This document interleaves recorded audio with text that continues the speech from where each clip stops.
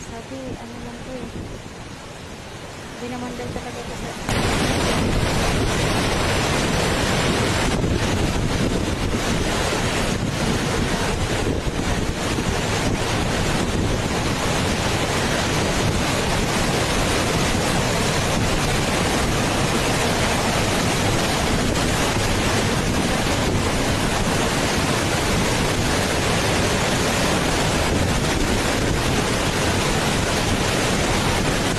Dito kami ulit ngayon sa NAIA Terminal 3 kung saan 143 flights na naman ang kanselado ngayong araw among different airlines. Meron ditong international, meron din domestic.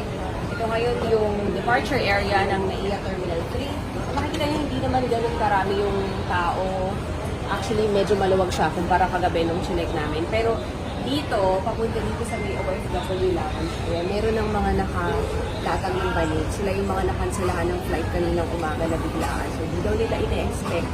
And wala rin naman sila. Marami sa kanila nang galing sa malalayong probinsya. Kaya ayaw na rin nilang umuwi sa mga lugar nila dahil magbukasan na naman papunta sa airport. So, ayan, naglatag sila ng karton. Actually, malaki pa ng area na to. Meron mga kaikot doon, pero ang dami dyan. Bawat sundok merong nakalata. At sabi nila, mag-aantay lang daw sila. Marami sa kanila yung flights bukas pa. Pero hindi na raw sila aalis dito. And sadly, marami sa kanila ay wala nang pangbaya dun sa mga pagkain nila. Hindi naman makapag-hotel dahil sakto lang dalang pera. So, meron dito OFW lounge. Ayan, hindi raw yan sa likod mo.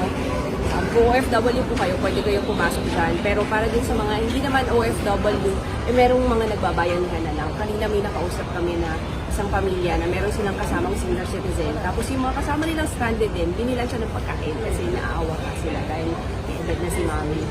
So if kayo po ay may flight ngayong araw, please make sure to check your airlines para hindi masayang yung pagod ninyo at pumunta kayo sa airport tapos hindi naman pala matutuloy yung flight ninyo.